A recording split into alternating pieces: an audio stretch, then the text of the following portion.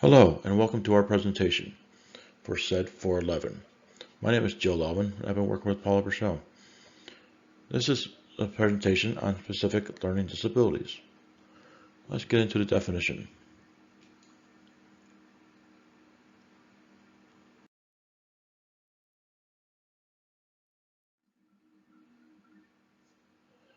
The definition provided by the United States Department of Education is as follows. A specific learning disability means a disorder in one or more of the basic psychological processes involved in the understanding or in using language, spoken or written, that may manifest itself in an imperfect ability to listen, think, speak, read, write, spell, or to do mathematical calculations, including conditions such as preconceptual disabilities, brain injury, minimal brain dysfunction, dyslexia, and developmental aphasia.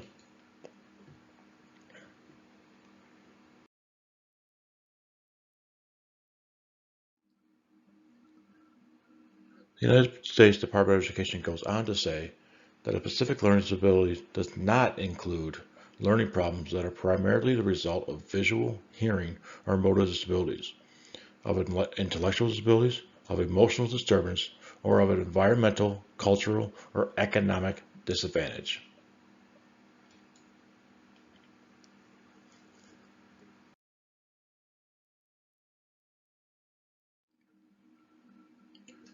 The Illinois Department of Education defines a specific learning disorder as a disorder in one or more of the basic psychological processes involved in understanding or in using language, spoken or written. It may manifest itself in the imperfect ability to listen, think, speak, read, write, spell, or to do mathematical calculations, including conditions such as preconceptual disabilities, brain injury, minimal brain dysfunction, dyslexia, and developmental aphasia.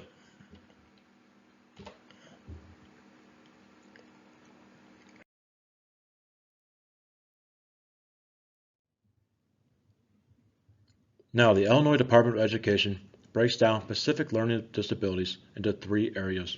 The first is a reading disability, having difficulty reading, recognizing words that they know, poor spelling. Second is a writing disability, trouble with spelling, handwriting, and putting thoughts to paper. And lastly is a math disability, visual, spatial difficulties, and language processing. Having difficulty reading can be as simple as mixing up letters within a word or mixing up the words within a sentence, or as complex as mixing up an entire sentence in a paragraph. Recognizing words that they know, an example of that is reading the sentence, I see a cat. When they get to the word cat, they're not able to tell you what a cat is. But if they see a cat or see a picture of a cat, they can say cat. Under a writing disability, putting thoughts to paper, when they process what they want to write down, between the process of their brain to their writing, they become jumbled and mixed up. It's not clear and concise. And then under math disability, the visual spatial difficulties is being able to read a formula in the correct order, kind of the same as the difficulty reading of dyslexia. Speaking of dyslexia, this next slide has a video which is going to go over the three main disabilities for reading, writing, and math.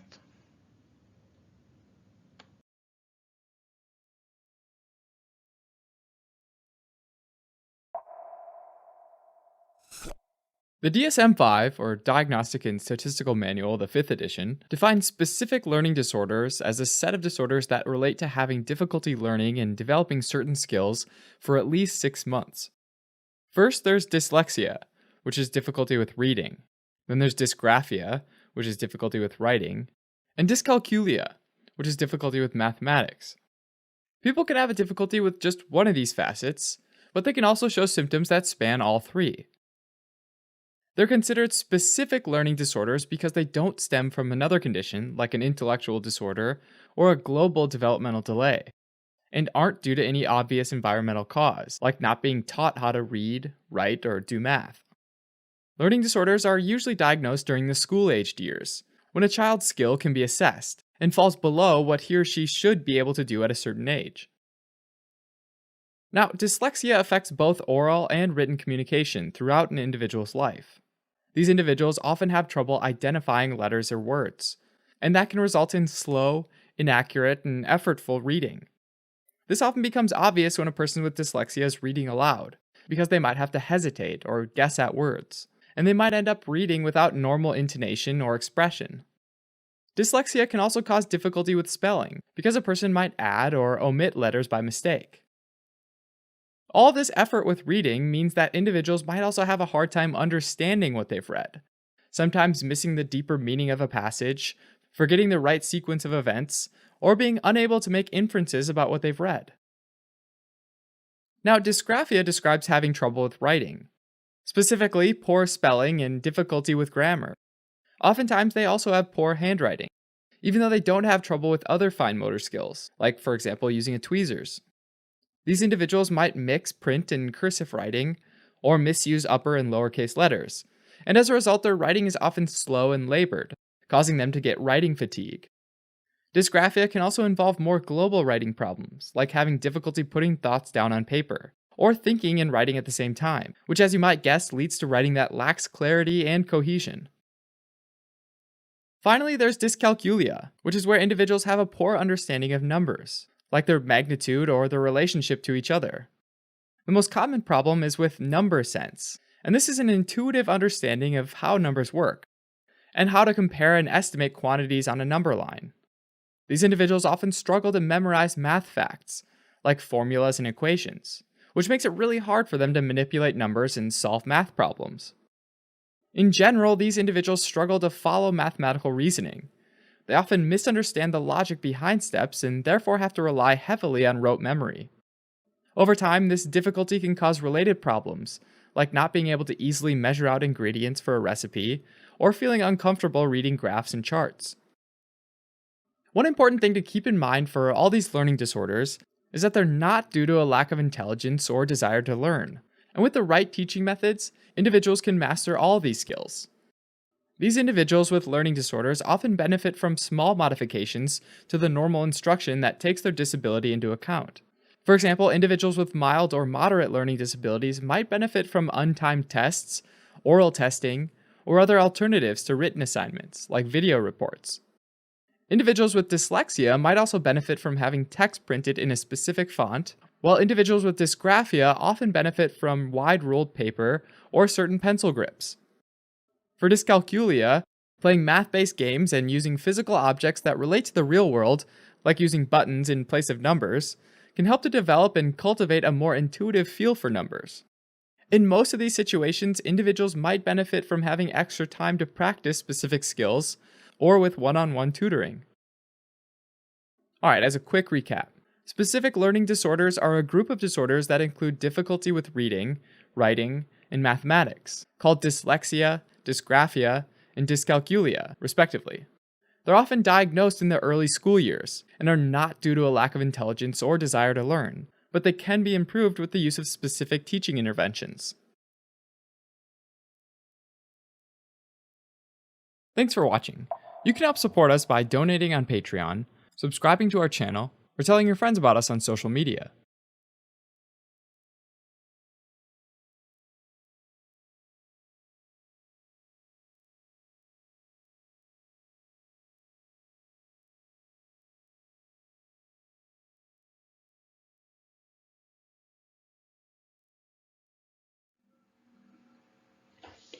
Now this is a simple chart to show specific learning disability versus learning disabilities and difficulties. Now, disability and difficulty is interchangeable on this slide and next because of the fact that this slide comes from the UK, where in the UK they use the word difficulty, where in American terminology, as you can see here, it still says disability. So a specific learning disability includes dyspraxia, dyslexia, dysgraphia, and dyscalculia. The British version of specific learning disability includes ADHD. In America, we do not include ADHD as a specific learning disability. Over in the other column of the learning disability, there's a moderate learning disability, a severe learning disability, and a profound and multiple learning disabilities and difficulties. As you can see, the terminology is a little bit different between here in America and overseas in the UK.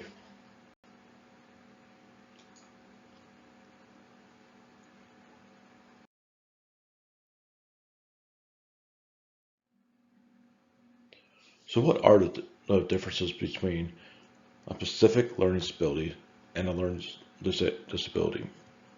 A specific learning disability refers to a particular diagnosis, whether it can be dyspraxia, dyslexia, dyscalculia.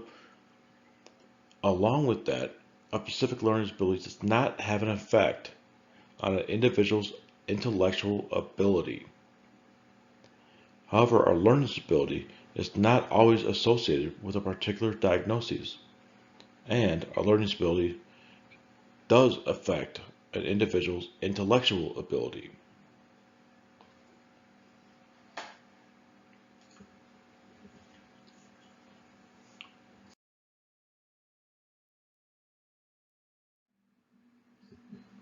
Now to talk to the prevalence, or how common is a specific learning disability.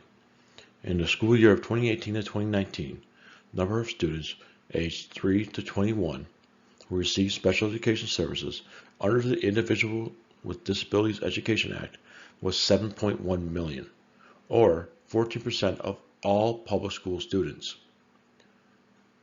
Of the 7.1 million students receiving services, 33% of those had specific learning disabilities. Now looking at our graph, you can see that 33% is not quite, but almost double the next disability type, which is speech or language impairment.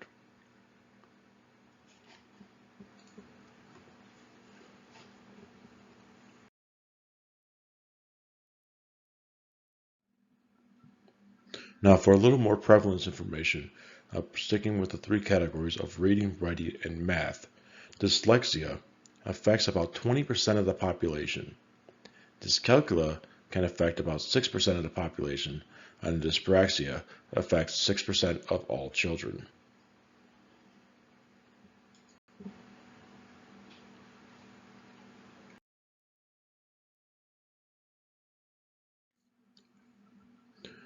Now the etiology or causes of specific learning disabilities.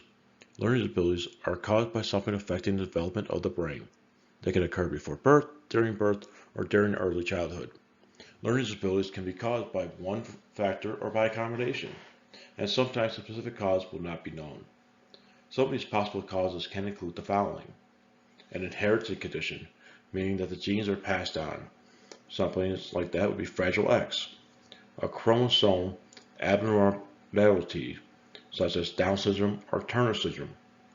A complication during birth, which results in a lack of oxygen to the brain. And then a very premature birth, where not everything has fully developed the way it should be.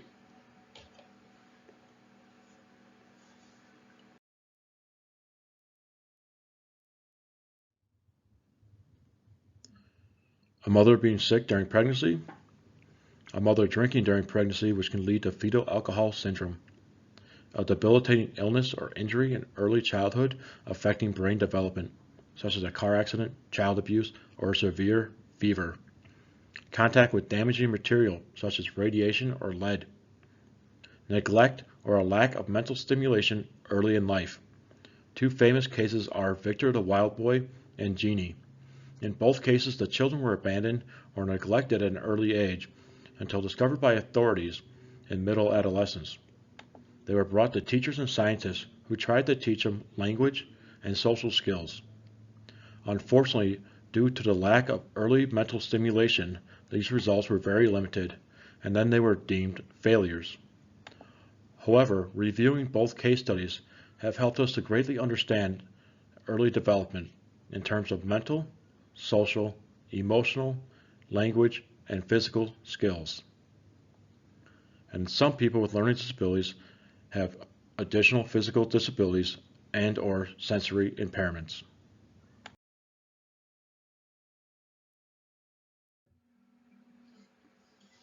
Now, for some of the assessment practices, on the left here under professional assessments and tests, from the University of Michigan, they've compiled a list of the 14 most commonly used professional assessments. On the right-hand side, from the National Center of Learning Disabilities, there's a link to a quick checklist that as a parent or as a teacher or even as an adult self can take. This does not allow for medical diagnoses, but will provide some recognition of signs that allow for the questions in the conversation that can occur if a child needs evaluation or consideration.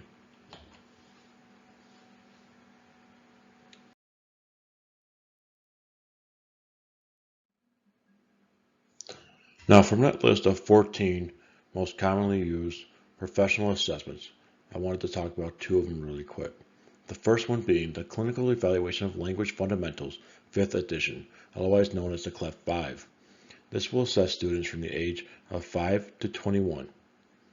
It is a norm-based assessment, evaluation of language and communication disorders, tests for both expressive and receptive language. It can also help assess pragmatics, kinematics, and memory. It was specifically designed to follow the guidelines under the IDEA Act of 1997. The CLEF-5 provides a good overview of oral language in general and parses out receptive and expressive language skills. It is very helpful in identifying a receptive, expressive language gap. One of the nice things is that you can compare and contrast the various subcategories to identify the student's strength or weakness. This is a good test for students with low verbal skills. You will also get an idea of the student's underlying articulation errors. The CLEF-5 will provide questionnaires for parents, teachers, and students where you can compare and contrast the various understandings about the student's skills.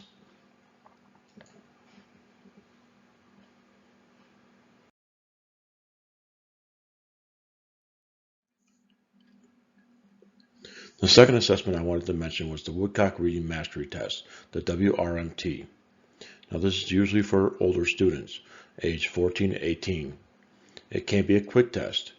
It will use non-word reading and also sight words.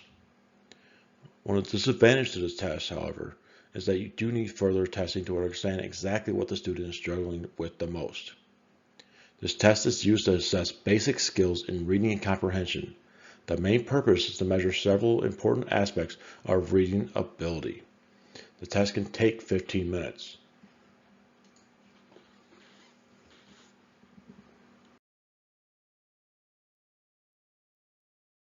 My name is Paula Brazel, and I am covering the characteristics, learning environment, accommodations, and common suggestions for the classroom. Characteristics of students with specific learning disabilities may be mild, moderate, or severe. Students with specific learning disabilities may present difficulties in more than one area. One student may experience significant reading problems, while another student may experience no reading difficulty, but has significant difficulties with written expression. These students represent a diverse group.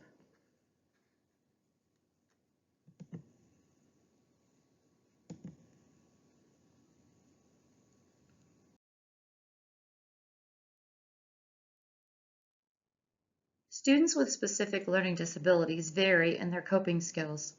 According to Bowe, 2005, some learn to adjust to their specific learning disabilities so well that they pass as not having a disability, while others struggle throughout their lives to do even simple things.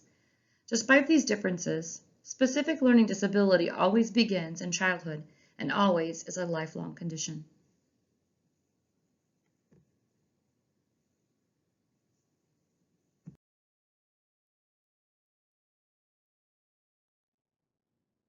In 2003, Lerner identified 9 learning and behavioral characteristics of individuals with learning disabilities.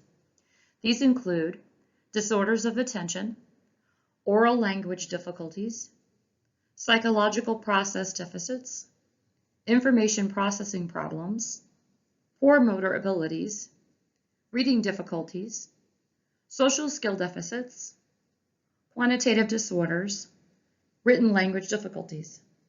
Not all students with learning disabilities will exhibit these characteristics, and many students who demonstrate these same behaviors are quite successful in the classroom.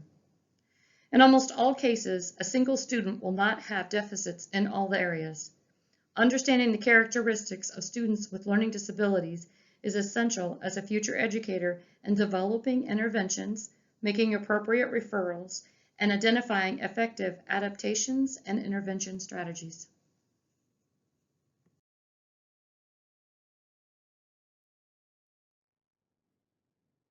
Oral language problems can prevent a student with this learning disability from learning to read.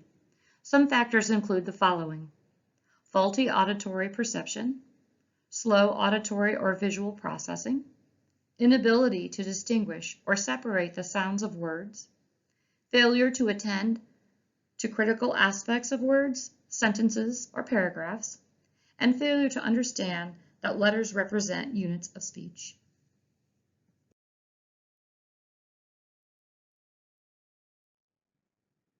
Some characteristics of students with specific learning disabilities in the classroom include difficulty with alphabet, rhyming, letter sound, spelling, handwriting, and remembering words, poor reading aloud, comprehension and written organization skills, problems with pronunciation, written expression of ideas, and retelling of a story.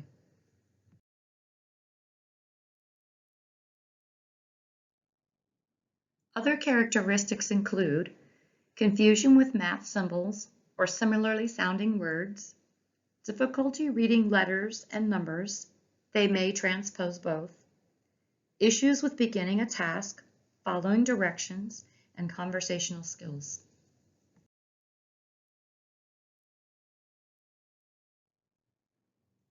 As mentioned earlier, dyslexia is one of several specific learning disabilities.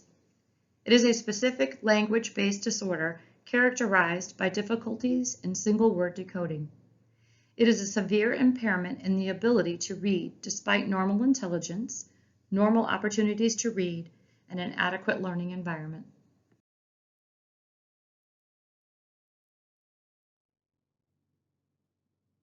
Students with dyslexia should either have an IEP or a 504 plan. Some modifications for dyslexic students include simplifying written directions, highlighting essential information, providing additional practice activities, blocking out unnecessary stimuli, using applicable assistive technology like iPads. The following video explains what it is like to have dyslexia from a student's perspective.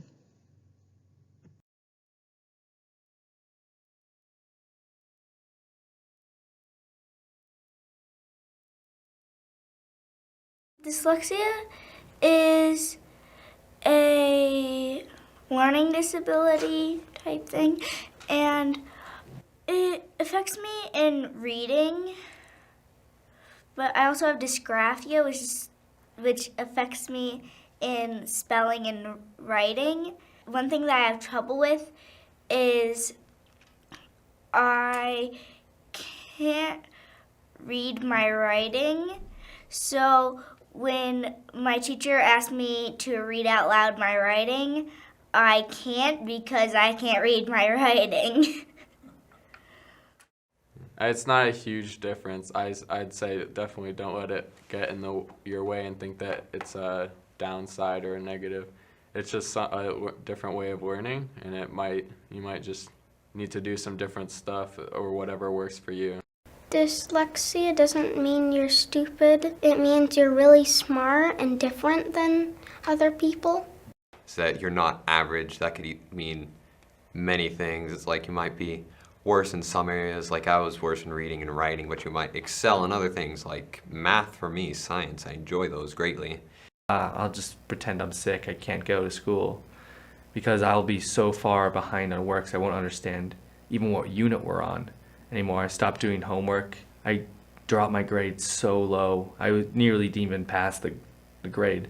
When I was younger, I was reading way below grade level, and it was really hard. I'm really good at comprehending what the story is trying to say, but actually reading through all of the words was really hard, so I got over that, and now I'm reading above grade level, but still.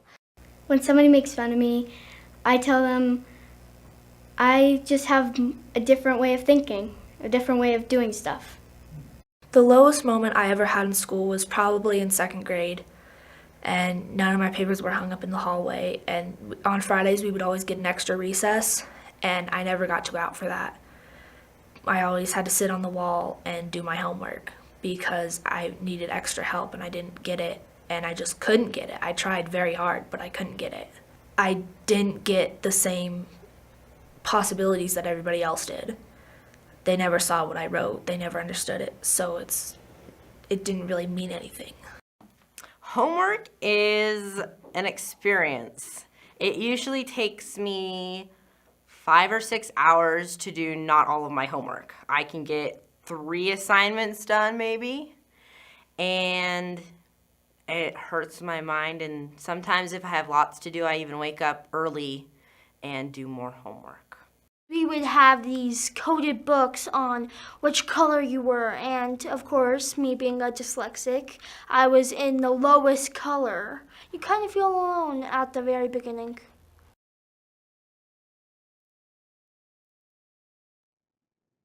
Modification strategies for students with specific learning disabilities should be written by the special education teacher.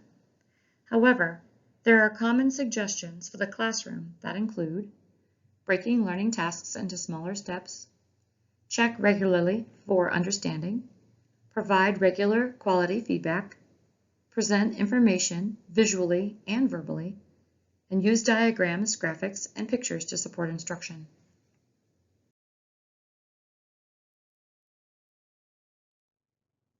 Offer to read written material aloud when necessary. Allow alternative forms for book reports. Use oral exams in place of written exams when possible. Assign a note taker for the student. Allow use of fingers and scratch paper. Use diagrams and draw math concepts. Some of these suggestions may already be written in a student's IEP. For a list of suggestions, check out do2learn.com for more strategies. The following video is an overview with more teaching tips for specific learning disabilities by Teaching and Education.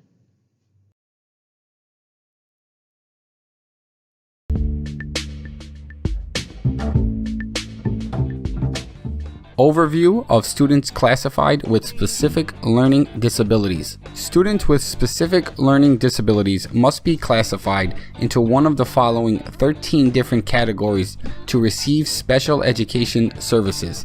It will be explored through 5 different categories: prevalence, characteristics, teaching tips, student struggles, and assistive technology. Specific learning disability is a processing disorder where students are unable to fully reason, spell, read, do math problems, write or listen, etc. and so forth. Specific learning disability is the most prevalent. A total of 3 million students in the United States are specific learning disability classified.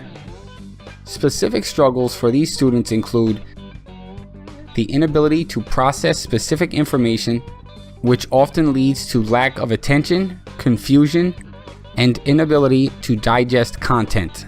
Although characteristics vary among different types of SLD students, there are some commonalities. The following common characteristics include dyslexia and dyscalculia, difficulties processing information, struggles in specific subjects, social skills deficits, and reading below grade levels.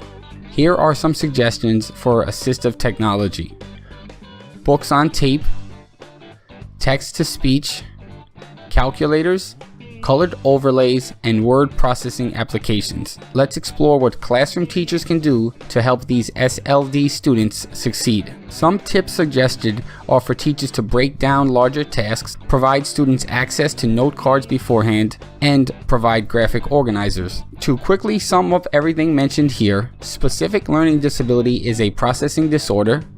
These students have struggles in specific subjects. A larger portion of students are classified under this disability than any other. As for assistive technology for the student, it really depends on the particular subject. and teachers should provide general modifications for these students and not get too carried away. Lastly, just remember, these students have difficulty absorbing information and try to help that out. Right now, I just want to say thank you for your time, and please subscribe to this channel.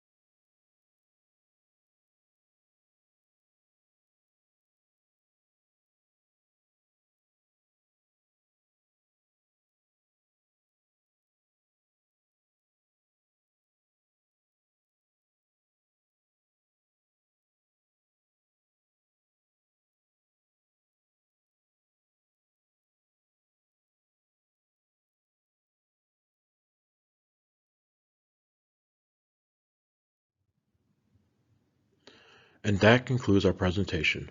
On behalf of Paula and myself, we would like to thank you for watching. We hope that you learned something about specific learning disabilities. As current and future educators, we always like to borrow things. So I always like to borrow a quote from somebody who said it the best. Everybody's a genius, but if you judge a fish by its ability to climb a tree, it will live its whole life believing that it is stupid. This is a quote from Albert Einstein, a man himself struggled with dyslexia, however was able to go on to do great things. Thank you again for watching. Next couple of slides covers all the references and materials that we found for our presentation.